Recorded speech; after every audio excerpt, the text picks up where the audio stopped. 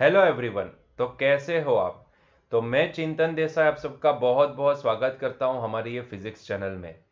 तो बच्चों, आज हम बहुत ही इंटरेस्टिंग छोटा सा पॉइंट डिस्कस करने वाले हैं, that is the various forms of energy. उसमें से पहले डिस्कस करते हैं हीट। भैया, heat is also one kind of energy. वैसे हम इसको एनर्जी का एक फॉर्म मानते हैं, लेकिन मैं उसको बोलता हूं it is one kind of way of transfer of energy. खैर, वो क्यों way of transfer of energy मैंने बताया, वो आपको थर्मोडायनेमिक्स में समझ में आ जाएगा। अभी के लिए ऐसा समझ लो कि it is also one kind of form of energy. बच्चों, आपने कभी एक चीज महसूस की है कि जब भी आप व्हीकल के ऊपर जाते हो, किसी पर्टिकुलर स्पीड से आप व्हीकल के ऊपर जाते हो और सडनली आपने एक्सीलरेशन देना बंद कर दिया, एक्सीलरेटर को जीरो कर दिया, ठीक है? तो ऐसे केस में आप महसूस करना, आपका व्हीकल अपने आप स्लो डाउन होता जाएगा। अभी मैं पूछूं क्यों ऐसा होएगा, तो आप बताओगे कि सर क्योंकि वो रास्ते के साथ, रोड के साथ ये टायर को फ्रिक्शन लगता है, तो टायर के ऊपर रोड की वजह से फ्रिक्शन लगता है और उसकी वजह से उसकी स्पीड अपोज होती जाती है और धीरे धीरे उसकी स्पीड कम होती जाती है ना? बात तो सही है। और इसीलिए वो धीरे धीरे धीरे धीरे स्लो डाउन होते होते होते होते एक टाइम ऐसा आएगा जब वो रुक जाएगा, है ना, अपने आप, विदाउट ब्रेकिंग। ब्रेक लगाए बिना ही वो अपने आप रुक जाएगा। बात तो सही है, ठीक है। लेकिन जरा सोचो कि जब आपने एक्सीलरेशन देना बंद किया, तब उसके पास, मान लो तब वो व्हीकल 50 की स्पीड पे चल रहा था, मतलब कि उसके पास कुछ काइनेटिक एनर्जी थी, है ना? और जैसे ही वो स्लो डाउन हो रहा है, किसकी वजह से स्लो डाउन हो रहा है? तो भाई, क्योंकि उसको रास्ते का, रोड का फ्रिक्शन लग रहा है ना? और वो फ्रिक्शन क्या कर रहा है? उस व्हीकल की गति को अपोज कर रहा है, तो वो धीरे धीरे स्लो डाउन होता जाएगा।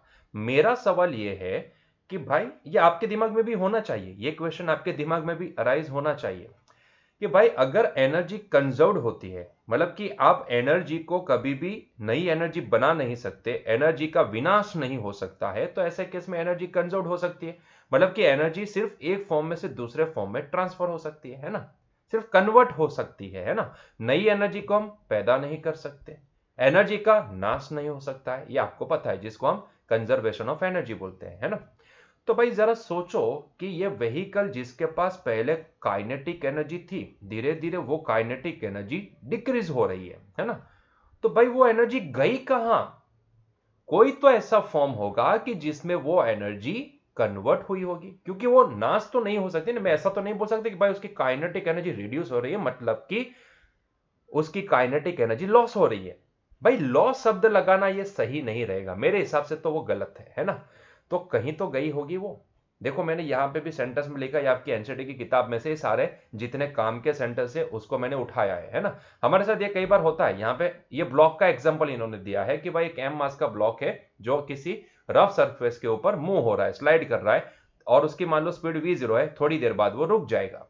तो भाई रुका, तब उसकी काइनेटिक एनर्जी के साथ क्या हुआ? तो हम मानते हैं कि भाई उसकी काइनेटिक एनर्जी लॉस हो गई, इसकी काइनेटिक एनर्जी लॉस हो गई, है ना? लेकिन ऐसा नहीं है ना, एनर्जी कभी भी लॉस नहीं होती है।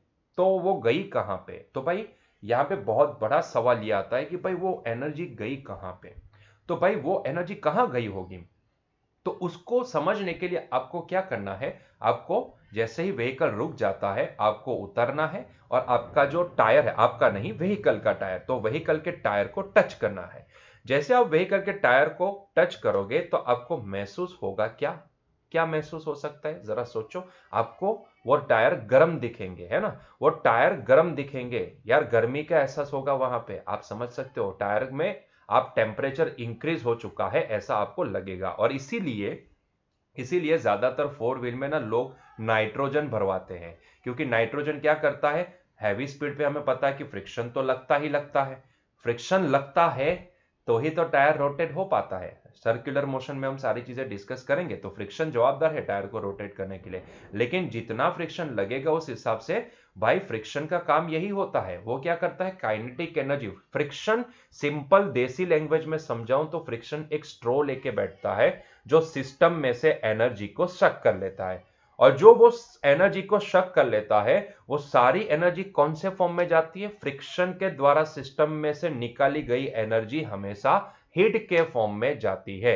एज फॉर द एग्जाम्पल, आप अपने दो हाथ को ऐसे रगड़ोगे तो आपको थोड़े टाइम के बाद वहां पे गर्मी का एहसास होगा। ठंडी में हम यही करते हैं ना, गर्मी का एहसास करने के लिए हम क्या करते हैं, दो हाथ को ऐसे जोर जोर से रगड़ते हैं। तो रगड़ने से क्या होता है भाई, हीट प्रोड्यूस होती है ना। तो अल्टीमेटली यही तो कहानी है कि भाई अल्टीमेटली दो हाथ को रगड़ने से होता क्या है, फ्रिक्शन प्रोड्यूस होता है। और फ्रिक्शन का काम यही होता है कि जो एनर्जी है मेरे दो हाथ की, जो काइनेटिक एनर्जी है, उसको वो फ्रिक्शन हीट के फॉर्म में रिलीज करता है। इसीलिए व्हीकल फोर व्हील जो रखते हैं वो ज्यादातर नाइट्रोजन भरवाते हैं कि हाई स्पीड पे उसका टायर बर्स्ट ना हो जाए। क्योंकि भाई टायर गर्म होता है, गर्म होता जाता है, जितनी स्पीड तेजी से आप जाते हो उतना फ्रिक्शन की वजह से टायर में गर्मी बढ़ती जाती है, हीट बढ़ती जाती है। फ्रिक्शन हमेशा उसकी काइनेटिक एनर्जी को हीट के फॉर्म में रिलीज करता है, मतलब कि वो टायर गर्म होते हैं। तो उसको ठंडा रखने के लिए ज्यादातर वो अपनी जो नॉर्मल एयर होती है वो नहीं भरवाते, वो नाइट्रोजन भरवाते हैं ताकि वो टायर को थोड़ा ठंडा रखे, ताकि वो हैवी स्पीड पे वो बर्स्ट ना हो जाए। और बर्स्ट होता है तो एक्सीडेंट हो सकता है, इसीलिए नाइट्रोजन भरवाते हैं, है ना। तो ये सिंपल है। तो heat is also one kind of form of energy, ठीक है। और ये आपको हीट की एनर्जी अगर अज्यूम करनी है तो आप यहाँ पे अज्यूम कर देखो, मैं उस गैस को जला के उसके ऊपर एक बर्तन रख के उसके अंदर पानी डाल के उसको गर्म करने की बात नहीं कर रहा हूं। वहां पे तो हम एक्चुअल में हीट एनर्जी प्रोवाइड करते, मैं उसकी बात कर रहा हूं जिसमें एक फॉर्म में से एनर्जी दूसरे फॉर्म में जा सकती है ना। तो हम सिर्फ यही समझना चाहते हैं कि अगर कोई आप काइनेटिक एनर्जी है या पोटेंशियल एनर्जी है तो वो कौन से फॉर्म में हो सकती है, मतलब कि क्या ऐसा कोई अलग फॉर्म भी है कि जिसमें ये काइनेटिक एनर्जी जा सकती है, या फिर कोई और एनर्जी आ सकती है उस फॉर्म में, है ना। तो ऐसा एक फॉर्म है हीट, कि भाई kinetic energy can be converted into the heat energy by the friction, है ना। तो फ्रिक्शन एक जवाबदार आदमी है जो यहाँ पे हीट के फॉर्म में काइनेटिक एनर्जी को कन्वर्ट कर सकता है ना। क्लियर हुआ। तो ये भी एक one kind of form of energy है, हीट एनर्जी हीट के फॉर्म में भी आ सकती है ना। क्लियर है। सेकंड कैटेगरी है that is the chemical energy. Second category नहीं बोलेंगे, second form. Second form is chemical energy. भाई केमिकल एनर्जी ये भी एक वन फॉर्म ऑफ एनर्जी है। देखो यहां पे आप सेंटेंस देखते हो तो सेंटेंस से आपको सब कुछ समझ में आ जाएगा कि भाई हमारी सबसे बड़ी अचीवमेंट क्या थी। हमने जब दो पत्थर को ऐसे रगड़ के जब भी हमने फायर प्रोड्यूस करी थी, वो हमारी सबसे बड़ी अचीवमेंट थी, है ना, सबसे बड़ी अचीवमेंट थी। देखो आज के जमाने में तो हम ज्यादातर लाइटर का ही इस्तेमाल करते हैं, लेकिन मैच बॉक्स कहीं ना कहीं आपने अपने घर में, आपका अगर घर में छोटा सा टेम्पल है तो वहां पे आपने देखा होगा, है ना। हमारे गुजरातियों के घर में तो वहां पे मंदिर होता ही है, घर में एक छोटा सा मंदिर होता है, तो वहां पे दिया जलाने के लिए हम मैच बॉक्स रखते हैं। वहां पे लाइटर से नहीं जलाया जाता है, कुछ चीजें वहां पे अलाउड नहीं होती है। तो वहां पे वो मूर्ख ही होगा कि जो मंदिर में भी दिया लाइटर से जलाता हो। वैसे कोई वहां पे रूल नहीं होता है, लेकिन हम इतने थोड़े बहुत तो ऑर्थोडॉक्स है अभी भी कि हम जो रूल्स रेगुलेशन जो हमारे समाज ने, हमारे जो धर्म में जो लिखे गए हैं उसको फॉलो करते हैं। पता नहीं है किसने लिखे हैं, मुझे तो आज तक वो समझ में ही नहीं आता है, लेकिन फिर भी हम इतना तो वहां पे केयर रखते हैं कि भाई लाइटर से नहीं जलाते हैं, है ना। हम पटाखे लाइटर से जला सकते हैं, लेकिन यहाँ पे दिया जलाना है तो मैच बॉक्स का ही इस्तेमाल करते हैं। तो आपने कभी मैच बॉक्स देखा है क्या? सर क्या बात करते हो, हमने तो देखा ही होगा ना जी। बिल्कुल सही, आपने देखा है, मैं ना नहीं बोल रहा हूं। लेकिन आपने क्या उसमें एक चीज ऑब्जर्व की कि वो मैच स्टिक को लाइटन करने के लिए, उसको जलाने के लिए आपको क्या करना पड़ता है, आपको उसको रगड़ना पड़ता है ना, घिसना पड़ता है। किसके ऊपर? क्या कहीं पे भी मतलब मैच बॉक्स के ऊपर घिसो तो वो अपने आप जल जाएगी क्या? नहीं जलेगी। उसको अगर जलाना है तो उसके लिए दो साइड पे ना आपको ऐसे चेक्स जैसी पैटर्न दिखती है ना। वो पैटर्न के ऊपर आप अगर इसको रगड़ते हो, घिसते हो, तो ही वो फायर होती है ना। ये आपको पता है। तो भाई एक्चुअल में वो जो स्क्वायर वाली पैटर्न है वो होती क्या है भाई? वो एक केमिकल होता है।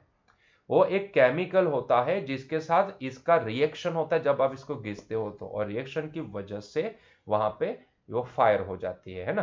तो ये सिंपल सा फंडा होता है। Chemical energy arises from the fact that the molecules participating in the chemical reaction have different binding energies. कई बार क्या होता है कि बॉन्ड बनते हैं तो कई बार बॉन्ड टूटते हैं। तो बनाने में या टूटने में कई बार एनर्जी एब्जॉर्ब होती है तो रिलीज भी होती है ना। तो बस यही एक फॉर्म होता है कि जिसमें आप मान लो कि अगर बॉन्डिंग हो रहा है तो भाई उसको अगर एनर्जी चाहे तो वो एब्जॉर्ब कर लेगा, एब्जॉर्ब करेगा तो स्टोर हो जाएगी। अभी जब ये बॉन्ड टूटेंगे तो एनर्जी भी रिलीज होगी, है ना। तो कहीं ना कहीं ये केमिकल रिएक्शन की वजह से भी हमें एनर्जी, मतलब आप एनर्जी को उस केमिकल एनर्जी के फॉर्म में देख सकते हो, है ना। एनर्जी कुछ अलग है, लेकिन वो केमिकल एनर्जी के फॉर्म में भी आप उसको महसूस कर सकते हो, है ना। There is a chemical energy form. ठीक है, नेक्स्ट बात करते हैं इलेक्ट्रिकल एनर्जी। भाई ये तो सबको पता होती है, हमारे घर में करंट आता है ना।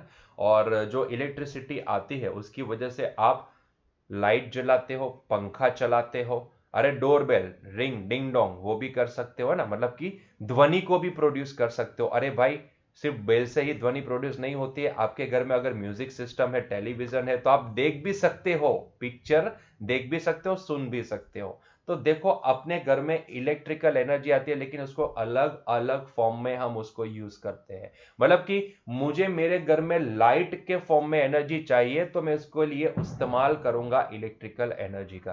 खैर आपको यह पता होना चाहिए कि भाई ये इलेक्ट्रिकल एनर्जी एक्चुअल में आई कहां से होगी।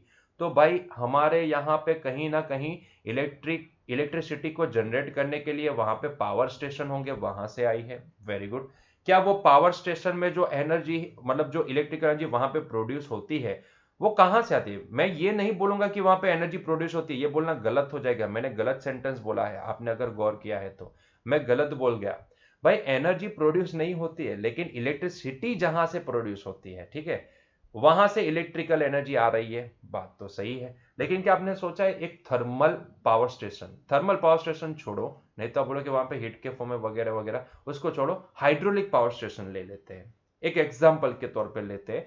तो भाई मान लो कि मुझे घर में पंखा चलाना है या फिर लाइट जलानी है, तो मुझे क्या चाहिए? अच्छा लाइट का एग्जांपल ले लो, मुझे लाइट जलानी है तो मुझे एक एनर्जी चाहिए। कौन सी एनर्जी? लाइट के फॉर्म में एनर्जी चाहिए, है ना। मुझे लाइट चाहिए, तो लाइट के लिए मुझे इलेक्ट्रिसिटी का कनेक्शन लेना है। मैंने कनेक्शन लिया, मेरे घर में इलेक्ट्रिसिटी आई। इलेक्ट्रिसिटी आई कहां से? पावर स्टेशन से मान लो। और पावर स्टेशन में इलेक्ट्रिसिटी जनरेट हुई है, वो कैसे जनरेट हुई? तो भाई वो हाइड्रोलिक पावर स्टेशन है, मतलब कि मान लो हमारा उकाई डैम है, तो वहां से एक्चुअल में डैम में वो जो पानी भरा हुआ है, ऊपर से पानी नीचे गिरता है, आपने देखा होगा इसकी मैकेनिज्म कि ऊपर से पानी नीचे गिरता है। क्यों नीचे गिरता है? तो भाई जो ऊपर पानी है, जो ऊपर से नीचे गिरता है, वो पानी पर्टिकुलर हाइट पे है, और हमें पता है अगर कोई पार्टिकल या ऑब्जेक्ट जिसके पास मास है वो अगर पर्टिकुलर हाइट पे होता है तो उसके पास वहां पे पोटेंशियल एनर्जी होती है। और जब भी वो पानी नीचे गिरेगा तो उसकी सारी वो पोटेंशियल एनर्जी काइनेटिक में कन्वर्ट होगी। मतलब कि जब वो नीचे गिरेगा तब उसके पास जितनी हाइट से वो नीचे गिर रहा है ना, वो हाइट पे जितनी उसकी पूरी पोटेंशियल एनर्जी वो सारी यहाँ पे काइनेटिक में कन्वर्ट हो चुकी होगी। और उतनी काइनेटिक एनर्जी से वो क्या करता है, नीचे जो रोटर होता है उसके ऊपर गिरता है, तो उसकी वजह से वो घूमता है, उसके साथ वो शाफ्ट कनेक्टेड होता है, और जो शाफ्ट के साथ जो तार का गुच्छा कनेक्टेड होता है जो दो मैग्नेट के बीच में घूमता है, और उसकी वजह से वहां से electrical energy, sorry electrical energy नहीं बोलूंगा, इलेक्ट्रिसिटी प्रोड्यूस होती है, और वहां से हमें इलेक्ट्रिकल एनर्जी में का कन्वर्जन मिलता है। तो अल्टीमेटली मैं ये बोल सकता हूं कि पानी के पास जो ऊपर था उतनी हाइट पे था, जो नीचे गिरा वो पानी के पास पोटेंशियल एनर्जी थी, और वो पोटेंशियल एनर्जी बाद में कन्वर्ट होती गई काइनेटिक में। जब भी वो नीचे गिरी तब वो टोटली काइनेटिक में कन्वर्ट हो चुकी थी। उसके बाद उसने क्या किया, तो उसने एक रोटर को घुमाया, मतलब कि अब वो मैकेनिकल एनर्जी में कन्वर्ट हो चुकी है, और वही मैकेनिकल एनर्जी का कन्वर्जन होने के बाद वही एनर्जी, उसकी वजह से क्या हुआ, इलेक्ट्रिसिटी प्रोड्यूस हुई, तो वही एनर्जी इलेक्ट्रिकल एनर्जी में कन्वर्ट हो गई। तो देखो एनर्जी का कहां से कहां कन्वर्जन चल रहा है। उसके बाद वही इलेक्ट्रिसिटी आपके घर में आई, और आपने क्या किया, उससे लाइट जलाई, तो वही इलेक्ट्रिकल एनर्जी वापस कन्वर्ट हुई लाइट के फॉर्म में, है ना। तो आप देखो एनर्जी कहां से कहां जनरेट हो रही, जनरेट बोल गया मैं, कन्वर्ट हो रही है ना। तो भाई electrical energy is also one kind of form of energy. आप देख सकते हो वो पोटेंशियल एनर्जी जो काइनेटिक में कन्वर्ट हुई, उसके बाद मैकेनिकल में, और फिर वो इलेक्ट्रिकल में कन्वर्ट हुई। तो yes, this is also one kind of form of energy. Electrical energy is also one form of energy. Clear? उसी तरीके से एक बहुत ही बड़ा रिजल्ट, जो सबसे बड़ा रिजल्ट है अब तक का, that is the E is equal to mc square by the equivalence of mass and energy. देखो एक टाइम ऐसा था, अगर हम बोले तो 19th सेंचुरी की बात करें, तो वहां पे एक टाइम ऐसा था कि जब लोग ऐसा मानते थे कि मास हमेशा कंजर्व्ड होता है, किसी भी आइसोलेटेड सिस्टम का अगर आप मास देखो तो वो हमेशा कंजर्व्ड होता है, मतलब कि मास का कोई कन्वर्जन नहीं हो सकता है। लेकिन आइंस्टाइन जी ने आके इतना बड़ा खुलासा कर दिया, उन्होंने बताया कि भाई मास एंड एनर्जी के बीच में एक सीधा सा रिलेशन है। उन्होंने उतना ही नहीं, एक सीधा इक्वेशन दे दिया कि भाई E is equal to M C square. क्या बताए, मतलब कि इसने तो बवाल मचा दिया था। मतलब कि ये ऐसा इक्वेशन था कि जिसने मतलब सारी सारी लोगों की आंखों को ऐसे ऐसे ओपन कर दिया कि भाई हाँ ये इस बात तो सही है। अब तक ऐसा मानते थे, जब तक ये स्टेटमेंट उन्होंने नहीं दिया था तब तक लोग ऐसा मानते कि मास एक आइसोलेटेड सिस्टम का मास हमेशा कंजर्व होता है, मास का कोई कन्वर्जन नहीं होता है। लेकिन आइंस्टाइन जी ने आके बता दिया कि नहीं नहीं नहीं, आपकी सोच गलत है। Mass can be converted into the energy, मतलब कि आप पर्टिकुलर इतने मास में से आप एनर्जी बना सकते हो। Mass is converted into the energy. उसी तरीके से उल्टा भी सोच सकते हो, energy is converted into the mass, है ना। तो ये E is equals to M C square, वो क्या दिखाता है, वो एक रिलेशन दिखाता है मास का एनर्जी के साथ। जैसे कि अगर आपको जानना है कि अगर मुझे 1 kg मास में से कितनी एनर्जी मिल सकती है, तो आप यहां से पता कर सकते हो। m की जगह पे 1 kg प्लेस कर दो, c की जगह पे 3 इंटू 10⁸ रखो, तो आपको जो आंसर मिलेगा उतनी एनर्जी आप वहां से एक्सपेक्ट कर सकते हो। तो ये बहुत बड़ा खुलासा था अल्बर्ट आइंस्टाइन जी की ओर से, बहुत बड़ा खुलासा था, है ना। तब तक लोग ऐसा ही मानते थे कि मास कंजर्व होता है, लेकिन ऐसा नहीं था। न्यूटन जी ने बताया कि भाई ऐसा नहीं है, mass can be converted into the energy and there is a straight relation between them. Mass and energy के बीच का एक सीधा रिलेशन है ना। और वही उन्होंने फॉर्मूला भी दे दिया, E is equal to M C square, जो आज की तारीख में भी आप हर एक जगह पे लगा सकते हो। सबसे बड़ा खुलासा अब तक का। तो yes, mass is also one kind of form of energy. आप उसको आप मतलब कि आप एनर्जी को मास के फॉर्म में कन्वर्ट किए और वही मास वापस एनर्जी के फॉर्म में कन्वर्ट हो सकता है ना। तो it is also one kind of form of energy. आप इसको एनर्जी फॉर्म, एनर्जी के एक फॉर्म ही तो मान सकते हो, सीधी सी बात है ना। तो ये सिंपल है, ठीक है। और द लास्ट फॉर्म जो हमारी एनसीईआरटी की किताब में जो आखिरी फॉर्म दिया गया है, that is the nuclear energy. और ये बात तो सही है, न्यूक्लियर एनर्जी। देखो सबसे बड़ी खोज जो थी, मतलब कि सबसे ज्यादा एनर्जी अगर आपको कहीं से निकालनी है तो वो हमारे पास है ये। एंड उसमें भी दो प्रकार की प्रोसेस होती है। यहाँ पे खैर आपको सिर्फ एक ही प्रोसेस के बारे में बोला गया है, nuclear fission. Nuclear fission process जिसमें हैवी न्यूक्लियस लाइक यूरेनियम है, रेडियो एक्टिव। हाँ, स्पेसिफिकली मैं यहाँ पे एक चीज नोटिस करवाना चाहूंगा आपको कि जो भी यहाँ पे न्यूक्लियर एनर्जी जहां से निकाली जाती है उसमें जो सोर्स यहाँ पे यूज किया जाता है, जो एलिमेंट यूज किए जाते हैं, वो सारे रेडियो एक्टिव एलिमेंट होते हैं। मतलब कि वो ऐसे एलिमेंट होते हैं कि जो पहले से उनके न्यूक्लियस अनबैलेंस होते हैं, जो मतलब कि उनके अनबैलेंस की वजह से वो या तो अल्फा को डीके कर सकते हैं, बीटा डीके कर सकते हैं, गैमा डीके कर सकते हैं, है ना। तो पहले से ही ऐसे अनबैलेंस होते हैं, ऐसे वो सिर्फ रेडियो एक्टिव कैटेगरी में ही हमें मिलते हैं, है ना। तो उसमें से मान लो कि एक हैवी न्यूक्लियस है, जैसे कि यूरेनियम हमने यहाँ पे एलिमेंट लिया, तो इसका अगर न्यूक्लियस हैवी न्यूक्लियस है तो ऐसे केस में क्या किया जाता है, उसके ऊपर हाँ ये इसको स्प्लिट किया जाता है एक न्यूट्रॉन की वजह से। एक न्यूट्रॉन का उसके ऊपर इम्पार्ट, न्यूट्रॉन को इसको इम्पार्ट किया जाता है और उसको लाइटर न्यूक्लियस में कन्वर्ट करने की प्रोसेस की जाती है। मतलब कि हम इसको न्यूक्लियर विखंडन ऐसा भी बोल सकते हैं ना। न्यूक्लियस को तोड़ने की प्रोसेस की जाती है, वहां पे जो हैवी न्यूक्लियस है उसको तोड़ के लाइट न्यूक्लियस बनाया जाता है। लेकिन ये प्रोसेस ऐसी होती है कि एक बार अगर आपने स्टार्ट कर दी तो अपने आप वो एक दूसरे के साथ टकराते टकराते वो लाइटर न्यूक्लियस में कन्वर्ट अपने आप ही होता जाएगा। लेकिन भाई क्या है कि अगर आप न्यूक्लियस को तोड़ने की प्रोसेस करते हो ना, तो न्यूक्लियस आप समझो कि एक बहुत बड़ा एटम है। मान लो कि एक बड़ा सा क्रिकेट ग्राउंड को अगर आप एक एटम की साइज मानते हो, तो ऐसे केस में जहां पे पिच होती है ना, जहां पे पिच पिच के पास एक आप छोटा सा पॉइंट अज्यूम कर लो। पिच जो भी है,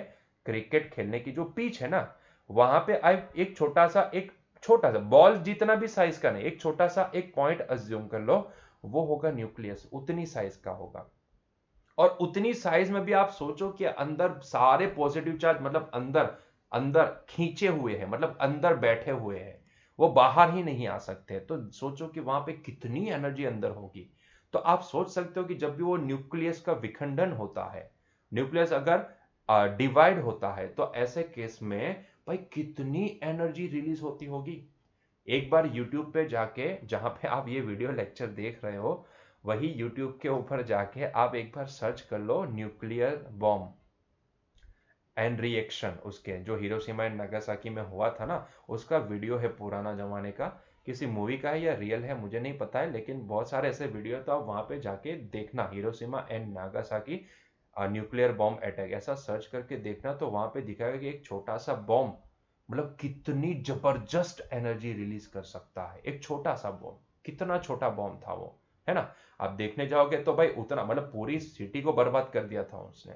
मतलब आप देखना वो वीडियो में क्लियरली दिखाएगा कि जैसे वो बॉम्ब फटता है तो कितनी तेजी से, तेज मतलब एकदम तेज रोशनी बाहर आती है। It is nothing but one kind of energy. आप देखो वो कितनी ज्यादा एनर्जी वहां पे आपको रिलीज होती नजर आ रही है ना।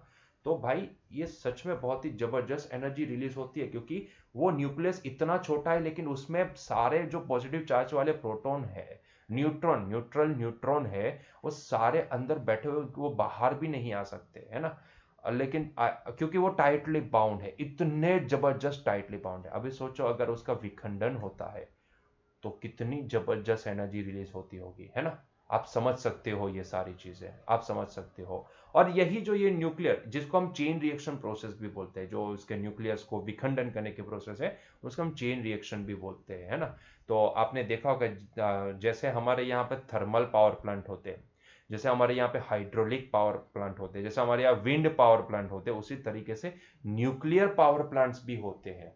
अगर हम यहाँ पे हमारे सूरत की बात करते हैं तो वहां पे काकरापार, वहां पे हमारे पास एक ऐसा ही न्यूक्लियर पावर प्लांट लोकेटेड है।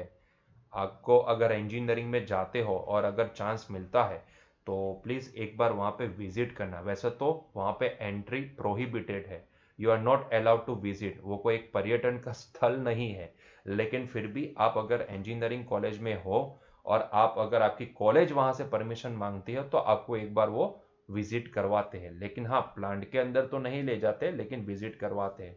तो वहां पे जाइएगा तो आपको दिखेगा कि यस, वहां पे ये देखो, इसके दो, जो भी कोई भी यहाँ पे खोज होती है, जो भी इनोवेशन होते हैं, उनके दो पहलू तो होते ही है। कोई ऐसा कंस्ट्रक्टिव माइंड हो तो उसको सही रास्ते के ऊपर उसको इस्तेमाल करता है, और कोई ऐसा डिस्ट्रक्टिव माइंड वाला बंदा हो तो वो उसको नेगेटिव वे में यूज करता है। तो इसके भी यार, ये न्यूक्लियर एनर्जी सबसे बड़ी एनर्जी का सोर्स यही है। यहां से जितनी एनर्जी मिलती है ना, मतलब उतनी एनर्जी तो आप कहीं से भी प्राप्त नहीं कर सकते। एक सेकंड में, मैं एक सेकंड की बात करता हूं, एक सेकंड में जितनी यहां से न्यूक्लियस का विखंडन करने से एनर्जी मिलती है, उतनी एनर्जी शायद हमें और कहीं से भी एक सेकंड में नहीं मिल पाएगी। आपने आयरन मैन तो देखा होगा मूवी, है ना। तो उसमें जो वो रिएक्टर लगा होता है ना, उसके ऊपर, चेस्ट के ऊपर, छोटा सा, जो पूरे शूट को कंट्रोल करता है, एनर्जी प्रोवाइड करता है, भाई वो यही है न्यूक्लियर रिएक्टर, जहां से वो जो ऐसा हमारा जो रेडियो एक्टिव एलिमेंट होता है, उसके अंदर उसके बस वही विखंडन की प्रोसेस की जाती है, और उसमें से जो एनर्जी रिलीज होती है, बस वही एनर्जी यूज करता है वो पूरा शूट। और वो शूट के जितने भी फंक्शनिंग कंट्रोल होते हैं, वो सारे को एनर्जी वहीं से मिलती है ना। वो आपने एक छोटा सा नमूना देखा है, बस यहाँ पे एक बड़ा सा ऐसा नमूना आपको दिखेगा, बहुत बड़ी एनर्जी रिलीज होती है। लेकिन यार इसके साथ उसके डीमेरिट भी बहुत सारे हैं, क्योंकि यहाँ पे एनर्जी के साथ साथ ना वो हानिकारक रेस भी निकलते हैं, जिसको हम गामा रेस बोल सकते हैं, बहुत ही, जिसको हम रेडिएशन बोलते हैं ना, बहुत ही डेंजरस रेडिएशन निकलता है, जो हमारे मतलब कि हमारे डीएनए तक को वो सीधा नुकसान करके जाता है ना। इसीलिए यहाँ पे क्या होता है कि ये जो सारे जो न्यूक्लियर पावर प्लांट्स होते हैं, क्योंकि ये जो प्रोसेस है विखंडन की, एक बार अगर स्टार्ट की जाए ना तो उसको रोकना पॉसिबल नहीं है। फिर वो जब तक डीके नहीं होगा ना, मतलब कंप्लीटली डीके नहीं हो जाएगा उसका, तब तक वो प्रोसेस चलती ही रहती है, कंटिन्यूअस प्रोसेस है, वो चलती ही रहती है ना। धीरे धीरे वो उसका जो जत्था है वो धीरे धीरे डीके होता जाएगा। लेकिन जब तक वो जीरो नहीं होगा तब तक वो प्रोसेस को हम रोक नहीं सकते, एक बार स्टार्ट हो गई तो। इसीलिए इसको चेन रिएक्शन बोला जाता है ना। और वो ऐसी, मतलब ऐसी कड़ी से कड़ी जुड़ती ही जाती है, जुड़ती ही जाती है, कि जिसका कोई एंड नहीं है। और वो एंड तब आता है जब वो पूरा जत्था जो भी है वो कंप्लीटली डिस्ट्रॉय हो गया हो, मतलब कि गायब हो गया हो, है ना। तो भाई तब तक ये प्रोसेस चलती है। लेकिन भाई एक हद तक वहां से हमें उतनी एनर्जी मिलती है। एक टाइम के बाद उसके द्वारा जो भी विखंडन प्रोसेस होती है उसके बाद उतनी एनर्जी मिलना बंद हो जाता है। तो वो जो जिसको हम वेस्ट बोलते हैं ना, कि जो जिसका काम जितना था उतना हमने ले लिया, जहां से जितनी एनर्जी हमें निकालनी थी वो हमने निकाली। अब क्या है कि भाई वो जितनी एक सेकंड में हमें मिलनी चाहिए उतनी नहीं दे पा रहा है, तो अभी वो हमारे लिए वेस्ट है। तो भाई ये जो रेडियो एक्टिव वेस्ट होता है ना, उसको ऐसे ही मतलब हवा में नहीं छोड़ दिया जाता है, क्योंकि उसमें से हानिकारक रेज निकलते हैं ना। तो उसको क्या किया जाता है, एक वैक्यूम चेंबर में लॉक करके उसके ऊपर एक टाइम का स्टैंप लगा के उसको जमीन में गाड़ दिया जाता है, और तब तक वेट की जाती है कि जब तक वो कंप्लीटली डिस्ट्रॉय ना हो जाए, है ना। क्योंकि इसको हवा में ऐसे ही छोड़ देना या फिर किसी डस्टबिन में फेंक देना, ये बहुत ही हानिकारक हो सकता है ना। तो ये भी एक one kind of form of energy है, न्यूक्लियर एनर्जी। ठीक है, तो हमने क्या डिस्कस किया आज के लेक्चर में, भाई इतना ही है। हमने यहाँ पे various forms of energy discuss की, जिसमें पहले हीट को डिस्कस किया, फिर केमिकल एनर्जी, फिर एक फॉर्म देखा इलेक्ट्रिकल एनर्जी, फिर mass can be converted into the energy, Einstein ji का सबसे बड़ा खुलासा, and the last one is the nuclear energy. ठीक है, तो कई बार आपको ये शॉर्ट नोट में आ सकती है ये थियरी की explain the various forms of energy, तो उसमें आपको इतने पॉइंट्स को लिखने होते हैं। ठीक है, चलिए तो इसके रिलेटेड जो हमारा सॉल्व्ड एग्जांपल है उसको भी देख लेते हैं। तो भाई एग्जांपल 6.10, देखो आपको ये टेबल दिया गया है, examine table 6.1 to 6.3 and express the energy required to break one bond in the DNA in electron volt. दूसरे क्वेश्चन में पूछा है the kinetic energy of an air molecule which is 10 to the power minus 21 joule in electron volt, and the C, the daily intake of a human adult in kilocalories is how much। ठीक है, तो आपको तीन question यहाँ पे पूछे गए और उसको ध्यान में रखने के लिए आपको यहाँ पे टेबल भी दिया गया है। तो टेबल में से आपको वो पर्टिकुलर वैल्यू जो भी चाहिए वो आप यहाँ से उठा लो और फिर उसके ऊपर से ये आंसर दो। चलिए तो पहले क्वेश्चन का आंसर देते हैं। तो पहले क्वेश्चन में पूछा है the energy required to break one bond in DNA in electron volt, मतलब कि भाई डीएनए के एक बॉन्ड को डिस्ट्रॉय करने के लिए, ब्रेक करने के, डिस्ट्रॉय नहीं बोलेंगे, ब्रेक करने के लिए भाई साहब कितनी एनर्जी चाहिए इन इलेक्ट्रॉन वोल्ट। आपको जो एनर्जी यहां पे निकालनी है वो इलेक्ट्रॉन वोल्ट में निकालनी है, ना कि जूल में। समझ में आ रहा है, यहां पे जूल में तो ये पूरे टेबल में आपको जूल में तो एनर्जी दी गई है, लेकिन आपको जूल में एनर्जी नहीं लिखनी है, आपको उसको इलेक्ट्रॉन वोल्ट में निकालनी है ना। तो डीएनए के एक बॉन्ड को ब्रेक करने के लिए हमें कितनी एनर्जी चाहिए इन इलेक्ट्रॉन वोल्ट, वो आपको पता करना है ना। तो चलिए पता करते हैं, लेकिन पता करने से पहले भाई आपको यह पता होना चाहिए कि भाई इलेक्ट्रॉन वोल्ट एंड जूल के बीच का कन्वर्जन क्या होगा। तो भाई यहां पे आपको याद रखना है कि 1 electron volt is equal to कितना जूल। ठीक है, वो आपको याद रखना पड़ेगा, अगर वो याद है तो आप इसको लिख सकते हो। ठीक है, चलिए तो पहले क्वेश्चन का आंसर देते हैं। यहां पे एक का आंसर देते हैं, क्या निकल है, the energy required to break the energy sorry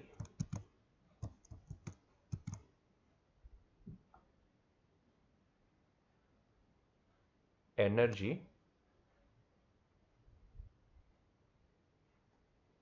required to break one bond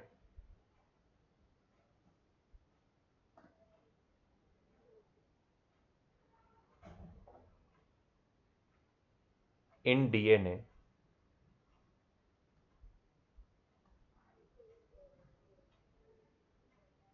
actually ये पेन अभी प्रॉब्लम कर रही है। हाँ, in DNA is how much. ठीक है, इन इलेक्ट्रॉन वोल्ट। तो भाई ये टेबल से पहले तो देख लो, पहले तो ये टेबल से देख लो कि भाई कितनी चाहिए हमें, energy to break one bond in DNA is 10 to the power minus 20। देखो आखिरी वाला, तो भाई एक बॉन्ड को अगर मुझे ब्रेक करना है तो उसके लिए मुझे कितनी एनर्जी चाहिए, 10 टू द पावर माइनस 20। ठीक है, तो ये जूल में है, तो मुझे एनर्जी कितनी चाहिए, 10 to the power minus 20 joule. लेकिन मुझे आंसर निकालना है इलेक्ट्रॉन वोल्ट में, तो मैं क्या करूं, ये तो मेरे पास जूल में आंसर है, तो मैं इलेक्ट्रॉन वोल्ट में उसको कन्वर्ट करना चाहता हूं, तो मुझे क्या करना पड़ेगा, तो मुझे कुछ यहां पे इलेक्ट्रॉन वोल्ट को जूल में कन्वर्ट करना पड़ेगा। ठीक है, तो भाई यहां पे आपको याद रखना है कि भाई 1 इलेक्ट्रॉन वोल्ट, मैं यहां पे लिखता हूं 1 electron volt is equals to 1.6 into 10 to the power minus 19 joule। 1.6 into 10 to the power minus 19 joule. अगर 1 electron volt is equal to इतना जूल, तो इसका मतलब यह होता है कि 1 जूल इज इक्वल टू कितना इलेक्ट्रॉन वोल्ट होगा?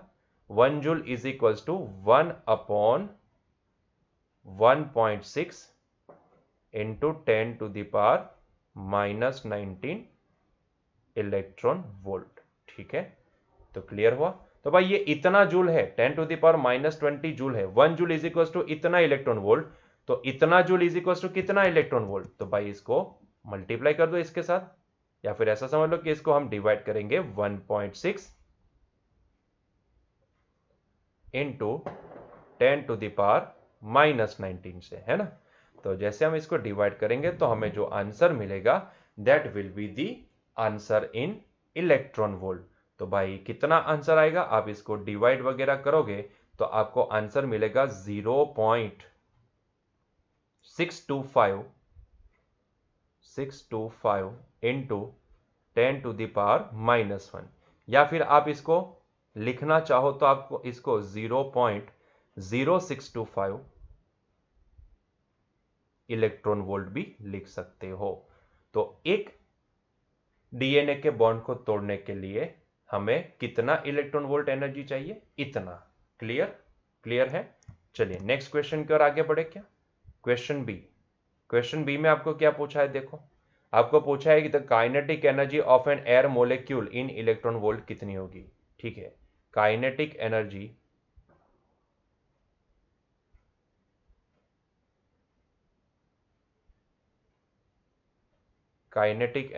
ऑफ एयर मोलिक्यूल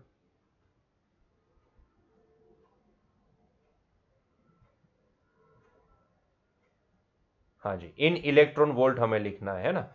जूल में तो दी गई है, जूल में कितनी है? 10 टू द पावर माइनस 21, लेकिन हमें लिखना है इलेक्ट्रॉन वोल्ट में। तो मुझे क्या करना पड़ेगा? अभी 1.6 into 10 to the power minus 19 से उसको डिवाइड भी करना होगा।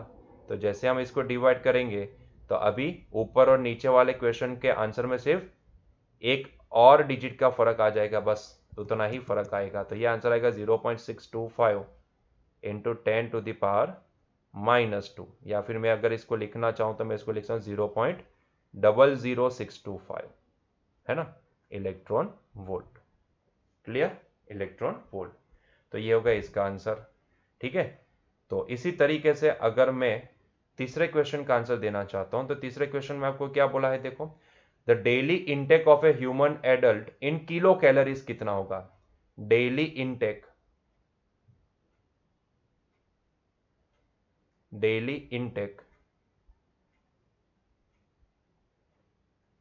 ऑफ ए ह्यूमन एडल्ट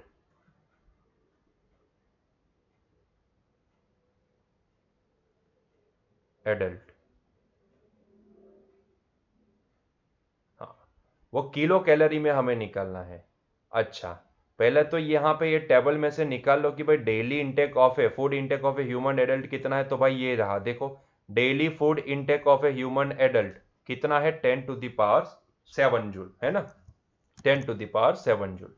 तो हम इसको लिखेंगे 10 टू द पावर 7 जूल, लेकिन हमें तो किलो कैलोरी में लिखना है ना, हमें तो किलो कैलोरी में आंसर निकालना है। तो पहले तो आपको जूल एंड कैलोरी के बीच का रिलेशन पता होना चाहिए। तो वो रिलेशन में यहां पे ब्लू कलर की इंक से लिखता हूं, भाई 1 calorie is equals to 4.2 joule, 4.2 joule. ठीक है, तो इस हिसाब से 1 जूल इज इक्वल्स टू मैं क्या लिख सकता हूं? तो इसका मतलब यह होता है कि 1 joule is equals two by 1 upon 4.2 calorie, 1 upon 4.2 calorie. लेकिन हमें तो किलो कैलोरी में लिखना है ना। किलो कैलोरी के लिए मैं क्या करता हूं? इसको 10 टू द पावर 3 से मल्टीप्लाई एंड डिवाइड कर देता हूं, है ना। तो मल्टीप्लाई एंड डिवाइड करेंगे तो ये हो जाएगा 1 upon 4.2 into 10 to the power 3। देखो ऊपर 10 टू द पावर 3 कैलोरी, इसको मैं किलो कैलोरी बोल सकता हूं। तो ये हो गया किलो कैलोरी। तो भाई यहां से हमें वो रिलेशन मिल चुका है कि 1 जूल इज इक्वल टू कितना किलो कैलोरी होता है, 1/4.2 इंटू 10⁻³ किलो कैलोरी होता है। तो बस इसको यहां पे मल्टीप्लाई करेंगे, एक्चुअली मल्टीप्लाई करेंगे इसको, क्योंकि 1 जूल इज इक्वल टू इतना किलो कैलोरी, तो इतना जूल इज इक्वल टू कितना किलो कैलोरी, बात खत्म। ठीक है, तो मतलब कि मुझे इसको अगर मैं लिखना चाहूं तो इसको मुझे डिवाइड करना पड़ेगा 4.2 इंटू 10⁻³ से, है ना। तो मुझे इसको इसके साथ डिवाइड करना पड़ेगा। तो जैसे हम डिवाइड करेंगे तो 1 को डिवाइड करो 4.2 से, तो you are getting 0.2380, you are getting 0.2380, ठीक है। 0.2380 इंटू 10⁻⁴, ठीक है, 10⁻⁴, या फिर आप इसको लिखना चाहो तो आप इसको लिख सकते हो 2380 किलो कैलोरी, है ना।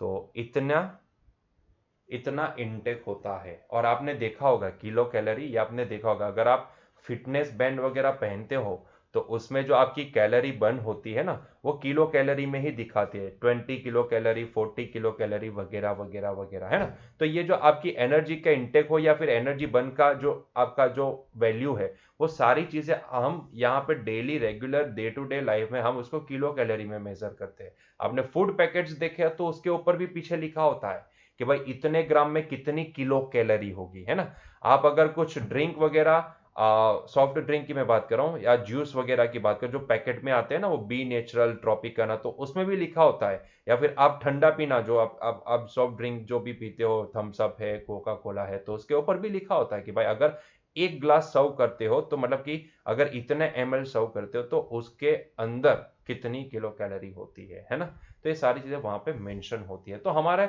डे टू डे लाइफ में जो भी हम एनर्जी ग्रहण करते हैं, जो ऊर्जा हम लेते हैं हमारा शरीर, तो वो किलो कैलोरी में हम मेजरमेंट लेते हैं। क्लियर है? ठीक है। तो बच्चों बस इतना ही आज के लेक्चर में।